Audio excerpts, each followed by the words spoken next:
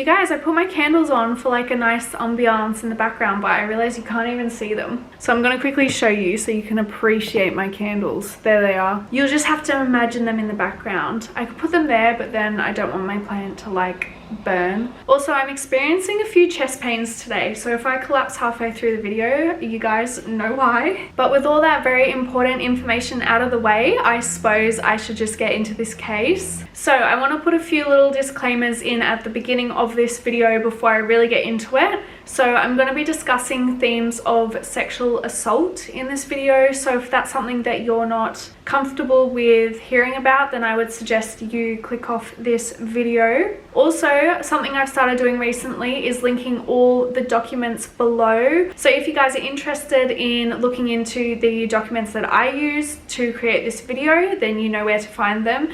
And also, I want to just remind you guys that the information that I use for these videos is all from those documents. But without further ado, let's get into this case. So this case is about Bronwynne Ann Richardson, and she was born in 1956 in a small town in Victoria, Australia. She grew up in a huge family. She had 2 brothers and 3 sisters, and they were a middle-class family. Her mum, Kathleen, was a stay-at-home mum looking after the kids, while her dad, Stan, was actually a bus driver. Bronwynne was full of life. She was described by her younger sister as a ball of fun, and Bronwynne was a beautiful girl. She would perform in local beauty contests around the area that she grew up in, which was the Albury area, by the way, and she was pretty successful in these shows. She even won a few, and she actually, instead of keeping the money, she would donate the money to local charities.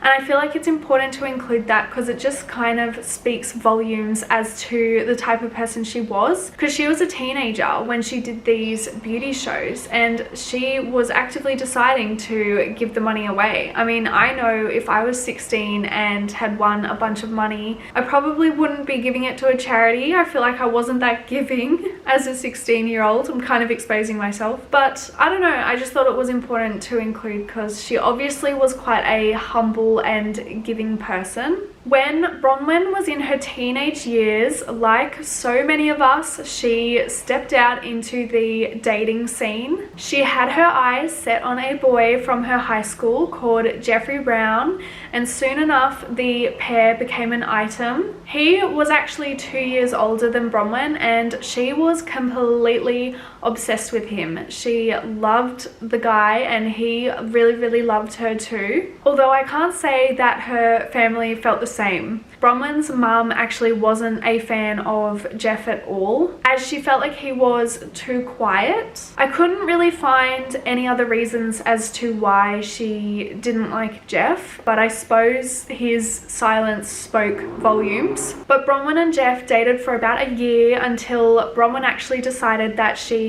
didn't want to be in a relationship with him anymore. And Jeff didn't take the news very well. I mean, I don't really blame him. No one likes getting rejected or feeling like they're not enough. Jeff actually felt like Bronwynne had moved on when he really hadn't, and it was pretty clear that she had moved on because Bronwynne actually started dating a new guy. There was a period of time after the relationship where Jeff would actually follow Bronwynne around. He would also park outside her house at times just waiting for her to come out, and as well as this, he would call her home phone trying to talk to her. And I suppose this is probably another reason why Bronwynne's mum didn't end up liking Jeff that much at all, and I really don't blame her. That sort of behavior is pretty creepy. But like I said, Bronwynne was moving on. She got herself a job at the Coles in Albury, and she actually started dating a new guy who was called Matthew O'Brien, and he was a local sheep shearer. He was a little bit older than Bronwynne. He was actually 23 when she was 17. But the age gap didn't bother either of them, as they felt like they had a lot in common regardless. On October 12th, 1973, Bronwynne worked a shift at Coles in Albury. Normally she had a little scooter that she used to drive herself around town, but on this particular day when she started driving home, she soon realized that her scooter was not working. Bronwyn wasn't that far from work at all, so she went back and used a landline to call her boyfriend Matt, who normally would have been very able to come and pick her up, but unfortunately that day his car was at the mechanics getting work done to it. So it meant that Matt then called his best friend Charlie Kerr and asked him to go and pick up Bronwyn. They were all friends and planned to go out that night anyway, so the plan was that Charlie would pick up Bronwyn. They would then swing by her house to get a dress that she wanted to wear that night, and then they would all go out dancing. So Bronwyn finished work that night at 5:30 and she left the Albury Coles and just crossed the road. The road was called Smollett Street, and on the opposite side was a church, and she just waited outside this church for Charlie to come and pick her up. I believe at first she had a co-worker with her from Coles, but as time went on and there was still no sign of Charlie, the co-worker made their own way home and Bronwyn was left to keep standing there and wait for him to arrive. By 7 p.m, Bronwyn had been waiting for Charlie for over an hour and she was starting to really wonder where he was. Little did she know that he had been held up at work, because like I said, it was 1973, there was no such thing as mobile phones, so it wasn't like he could just call her. So Bronwyn was just standing there waiting. In situations like this, all you really could do was just wait it out and hope that everything was okay. Charlie Kerr eventually finished work and raced to Smollett Street to pick up Bronwyn, and he arrived there around 7:20, so almost 2 hours after Bronwyn finished work. And when Charlie arrived, he started to get pretty concerned because he couldn't see any sign of Bronwyn anywhere. Charlie drove around a few times hoping that he'd just missed Bronwyn the first time and he would see her on his second or third time going up and down the street, but sadly this wasn't the case. Bronwyn had vanished into thin air. Police were called and an alert was put out to try and find this young 17-year-old girl. Police actually didn't start searching straight away, but their first clue turned up on their own doorstep. Someone had actually found Bronwyn's handbag and handed it into police. It had been found on the ground out the front of that same church that Bronwyn had been waiting out the front of for Charlie to pick her up. And this was automatically suspicious, especially to her family, because what sort of 17-year-old girl forgets her handbag or drops it and doesn't realize? The following day was a Saturday and Bronwyn was meant to perform in one of her beauty shows. She'd booked in to get her hair done before the event, and when she didn't turn up to neither the hair appointment or the actual show, it became pretty clear to everyone that something was seriously wrong, because Bronwyn wasn't the type of person to miss this sort of thing. By that afternoon, so the afternoon of October 13th, police had put together a search team and they searched all over the place. They searched all through the local towns, they searched through the local bushland, which there was a lot of because Albury is quite rural. They also searched the local rivers. In particular, they searched the river that runs the outskirt of Albury and Albury West, and although they didn't find anything there on Saturday,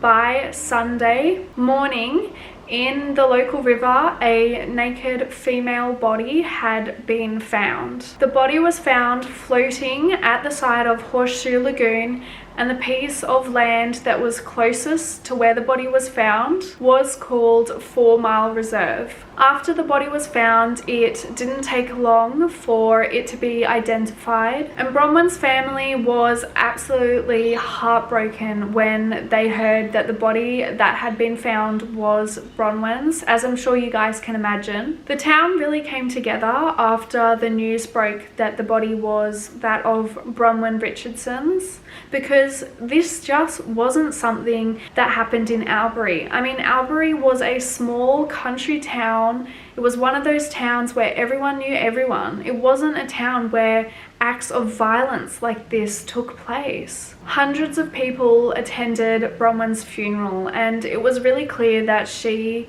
even in only 17 years of life, had impacted so many people. Around the same time, the autopsy results actually came back, and although they are pretty heartbreaking, they do give us a better idea of what actually happened to Bronwyn on the night that she went missing. The results showed that she had been sexually assaulted, beaten, and then strangled, and she ultimately passed away from drowning because her body must have been put in the river after she endured all of this. Police were able to determine that the most likely scenario is that the assault commenced by about 7:26 that night, and the reason they could get so specific is because Bronwyn's watch face was actually found in the water nearby to where her body was, and that's the time that it had on it. Her watch band was actually still on her wrist, but like I said, the watch face had fallen off, but police could tell that it was still partially wound, and so they knew that it hadn't just died or anything like that. They knew that the reason it had stopped is because it had hit that water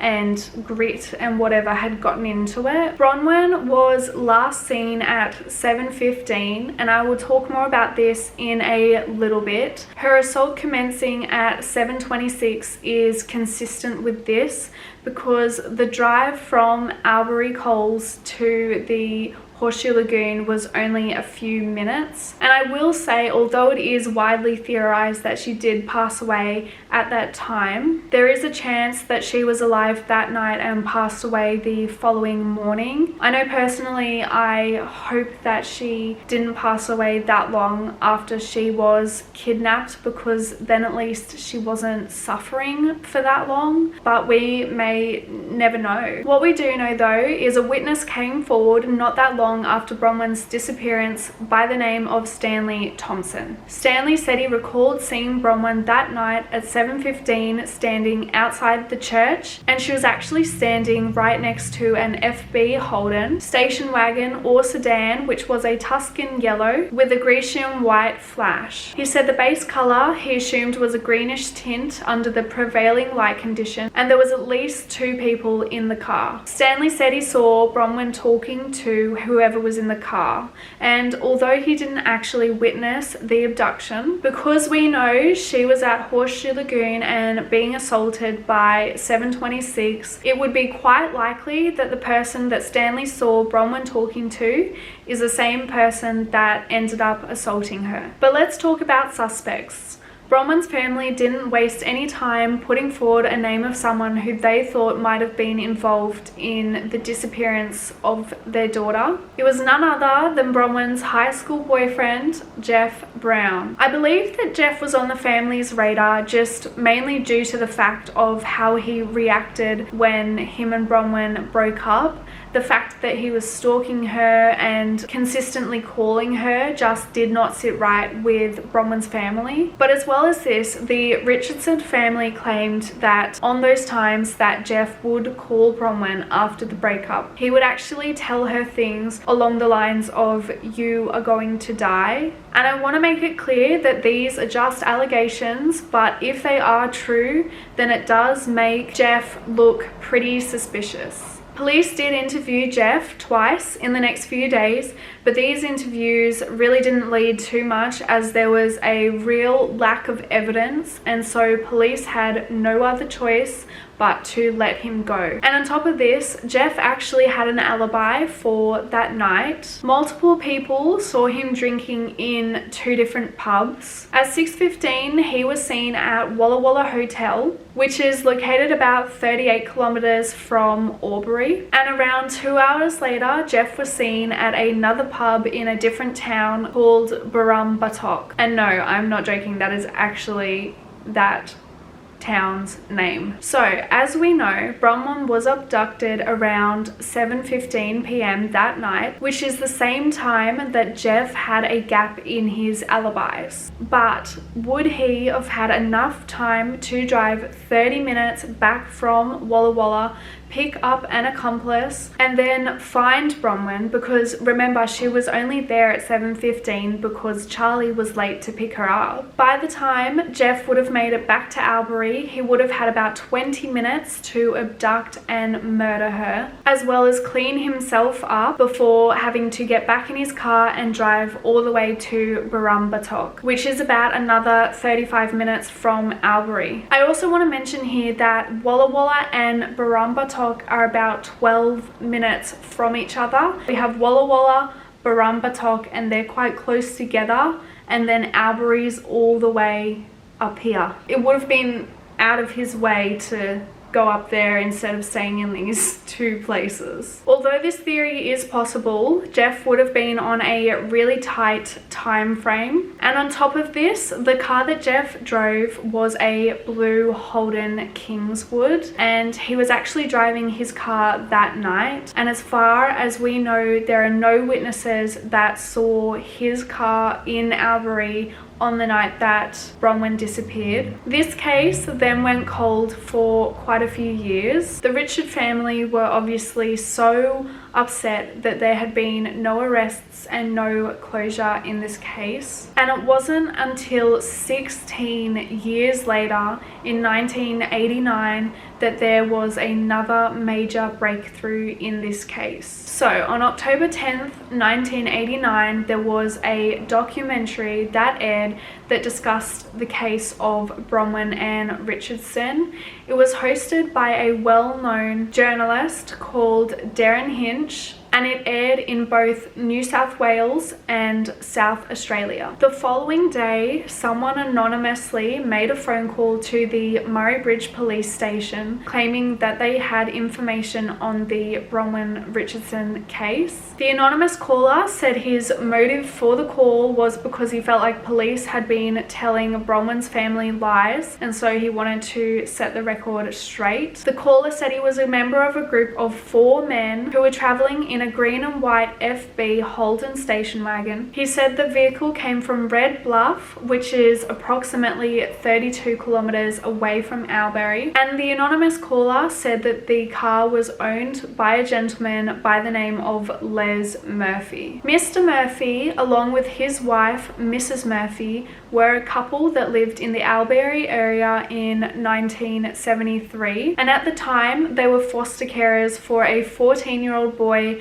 by the name of Ross Eames, who they had actually happened to pick up from Albury Courthouse on the 12th of October 1973 after Ross Eames was released on charges of being an unruly child. The caller said he'd been there while Bronwyn was sexually assaulted and then killed. He said he was 14 at the time and he was there with 3 other people: Kevin Newman, Jeff Brown, and Maxwell Martin. And like I said he was 14 at the time and Kevin Newman was 15. The anonymous caller said that, like him, Mr. Newman was there but played no part in the rape or killing. The caller then hung up, only to call back about 15 minutes later to give a little bit more information. He said that the vehicle was actually registered to Mr. Murphy's wife, Janice Murphy, and he said the group picked up Miss Richardson around 5:25 after she finished work. Maxwell Martin was driving and Bronwyn got into the front seat between him and Jeff Brown, and they then drove towards Horseshoe Lagoon.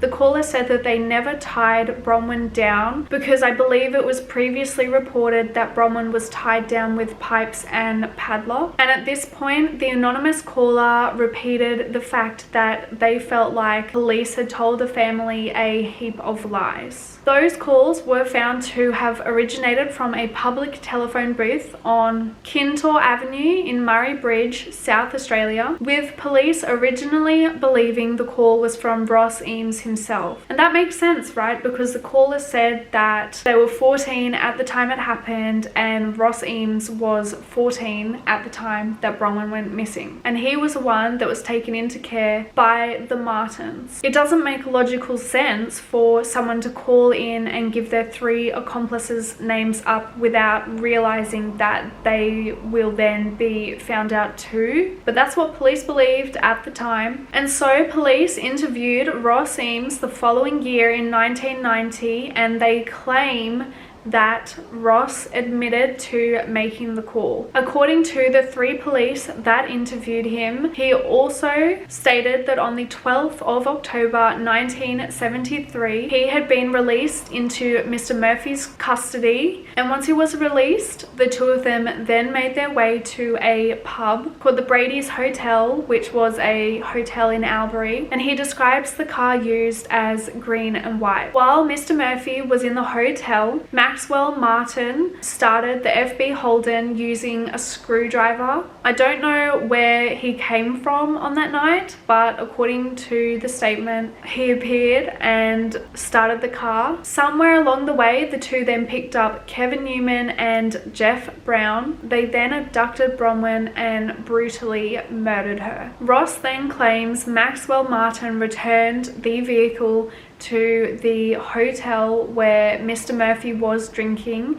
and he was none the wiser that any of this had even happened. You would think after this that the case was closed. I mean, we have a confession, right? And it all lines up. The timeline fits, the car fits, but the issue is that Ross Eames never signed that statement. In fact, he claims that police tried to threaten him into signing that statement, and he denies being the one that made the anonymous call. In fact, he actually claimed that a man by the name of Colin Newey was the one that made the call, but I will talk a little bit more about Colin Newey later. Mr. Murphy, who was the one who took Ross in 1973, claims that there is no way Ross could have been in Albury on that night because firstly, he was only 14, he didn't know how to drive, and him and his wife had literally just picked Ross up from the Albury courthouse, and so it's not like they wouldn't have kept their eyes on him and let him disappear for a few hours without realizing. And on top of this, Mr. Murphy in court under oath claimed that he is not someone that goes to the pub regularly, and this was backed by statements from his family too. And Mr. Murphy is considered a very reliable source because he has no real reason to lie for Ross. He actually doesn't even like Ross, which was confirmed by his own biological child. Mr. Murphy is quoted saying that Ross was a bad bugger and completely useless, which I think is kind of harsh to call a 14-year-old, but anyways, I digress. Because of this confession that police claimed Ross had made, they actually also interviewed Maxwell Martin, but again, nothing came of this, and he actually denied being in Albury on that night. He was let go after the interview and actually ended up passing away 5 years later in 1995. As a side note, the reason he passed away was because he was found bashing a woman, and in the scuffle that happened after that, when police arrived, he actually fell off a building and passed away, which I thought was pretty interesting but has no relevance to the case. So who made the phone call to police? Well, there is no solid evidence, but it is widely believed that the person that made the call is in fact Colin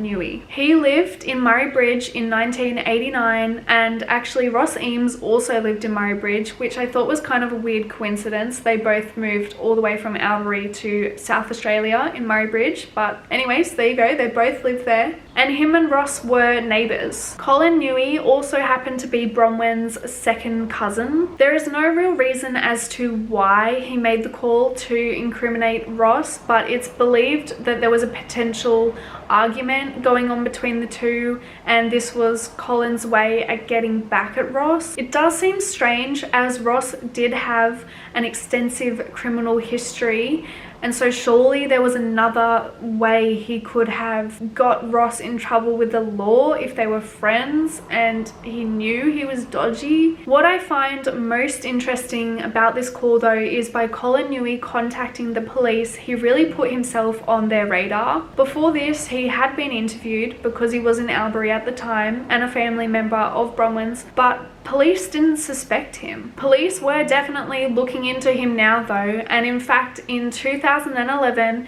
58-year-old Colin Newey was taken in for questioning. Colin was someone like his friend Ross who had had his fair share of run-ins with the law. He had previous theft and burglary,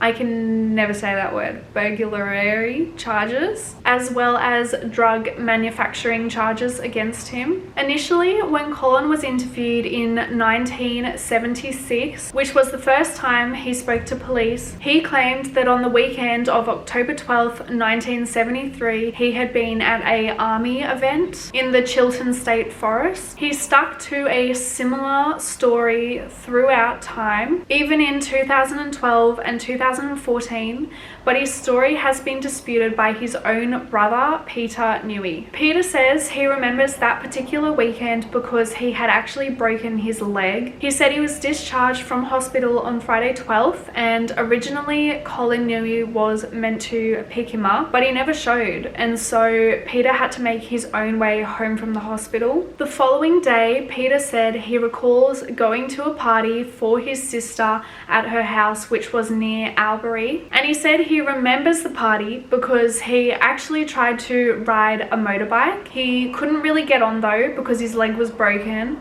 and so Colin helped him get on the motorbike and like prop his leg up on the motorbike so that he could ride around on it. Colin actually went inside though before Peter was done riding the motorbike, which meant that when he stopped he couldn't get off, and so he actually fell off and cracked his cast. I just want to say these guys sound absolutely wild, and this story might not seem relevant, but I think it's important to add because it's something that you would remember for a number of years. And so it makes sense that Peter, even though he was being interviewed 40 years after the event, still remembered what happened on that weekend. And this is important because it's unlikely that Colin would have been granted leave from the army for a birthday party, which would imply that he wasn't at the army event at all, right? In recent years, Colin has slightly changed his tune, saying the army event was one that he could come and go from as he pleased. He claimed that on October 12th, 1973, he actually met up with Bronwynne at around lunchtime in the Coles cafeteria,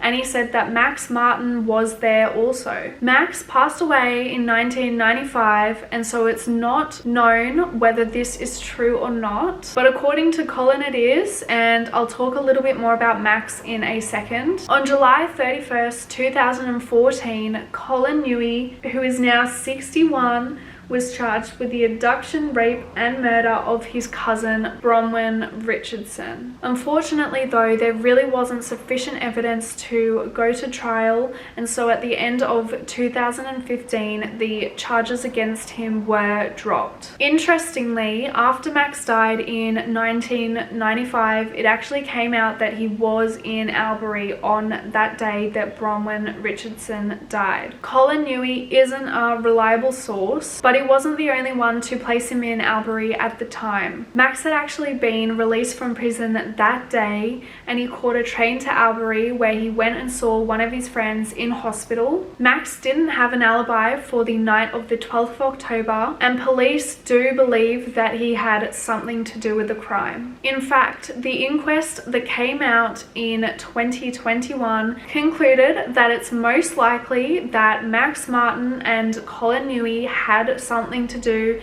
with the abduction, rape and murder of Bronwynne and Richardson. I'm sure some of you guys are wondering why Bronwyn's boyfriend at the time, Matt, and his friend Charlie were not considered suspects in this case, and although I couldn't find any information on this, I'm going to assume that police had more than enough evidence to believe that they were not guilty. Personally, I feel like I definitely agree with the inquest. I feel like there is no doubt that Colin and and Max had something to do with the murder of Bronwyn. I also personally feel like Jeff isn't guilty, and as for Ross, I don't feel like he was involved either. Although all of that is just my opinion on the case, I don't know if I'm right or not. As for Bronwyn's family, they still suffer every single day from the loss of their daughter and sister. Bronwyn's mum wakes up every single night still screaming Bronwyn's name. I just feel for the whole family. Bronwyn's sister Fiona still works with police and is still fighting to get answers on this case in the hope that her sister can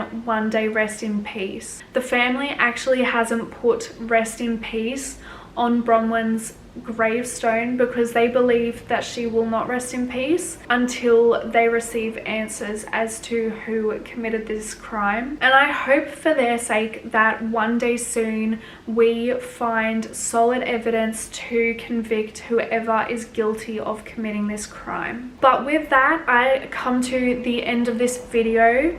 Thank you guys so much for watching. I will also make sure to link below places that you can go if you feel like you have any relevant information on this case. As always, also I will link my Instagram below if you guys want to see more of me. That is probably the place to follow me on. But with that, I come to the end of this video. I hope you guys are having a wonderful day or night wherever you are, and hopefully I will see you in my next one. Bye, you guys.